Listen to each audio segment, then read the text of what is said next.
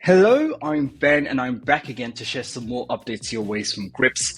Now, we've been hard at work, building, iterating, and adding new features to the platform in order to bolster and add some more data depth to our offering here at Grips. And with that comes the likes of historical data, period-over-period comparison, market acquisition channels, and the ability to break down devices by either desktop or mobile. But before we get into all of that, let's start with historical data. So, when analyzing a competitor, it's pretty essential to be able to answer questions such as, are they growing or shrinking over time? Are there any seasonality trends that you can become aware of? Or better yet, are there any performance anomalies that become apparent or consistent over time as you're viewing the data that we provide? So with that, and to help you answer those questions, what we've done is heading over to the date picker here in the top right-hand corner of the screen, we've given you the ability to go back all the way back to January 2019 to be specific, giving you over 4 years of data to work with. So using our resident example of James Allen, a jewelry retailer that's based in the States, I'm going to head over here to the performance over time section. And already we can see that there's quite a clear seasonality trend here. So looking at October and November of 2019, where you have revenues of 11 million. As we continue to go up the chart and see further Novembers, it's quite clear that the Cyber Monday and Black Friday periods of the year are heavy revenue drivers for James Allen.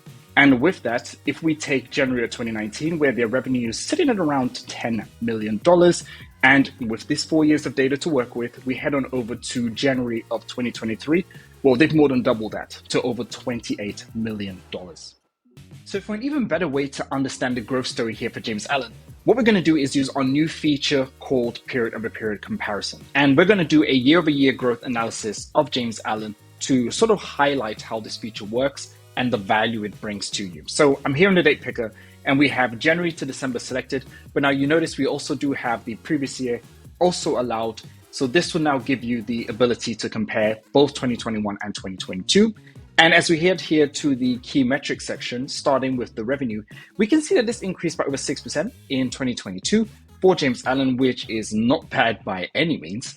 And as we continue further along to transactions, we can see this really didn't move much, but sessions in itself was up by over 6%, with the AOV also pushing upwards by over 5.5%. Now, conversion rates did drop down a bit in this period. However, this isn't something that's too uncommon and nothing that would be far in lights in terms of a concern. It's something that typically can happen when you have a higher OV in contrast with the previous period. So what we can say is that the overall growth story for James Allen here is that they grew almost 6% year over year in 2022 in terms of revenue. And this was predominantly driven by the increase of traffic to the site, all in all, which is pretty darn impressive. And what we can also do is heading over to the performance over time section, as we have here, is see how they're performing over time across a variety of metrics. So for example, we can see that the revenue increased in November, which was the Black Friday, as we've seen this quite a seasonality trend with their revenue. And if I change this over to the AOV, so the average order value, we can see again that holds true as to where we saw the most AOV growth, much in terms of how it was before, coming in November. So next up on the list of new features to cover is the market acquisition channels. And this is the evaluation of channel performance in a whole new way with our transactional data.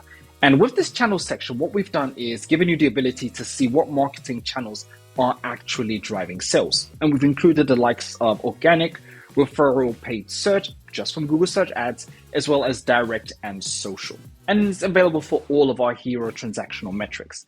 So taking a look at the channel section as we have here, it becomes pretty clear and evident that direct traffic is the heavy driver of revenue for JamesAllen.com. And this essentially means that a user went into a browser, typed in the domain name and went directly to the site, or potentially saved it into the bookmark bar of their browser to access at a later date. And this is quite indicative of, in terms of this kind of performance, of strong brand awareness.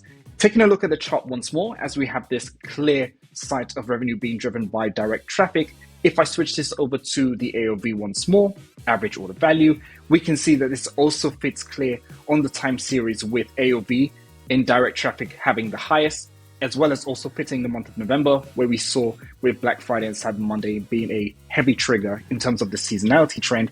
And like every other section on the page, the chart here is available to download as an Excel sheet at any time.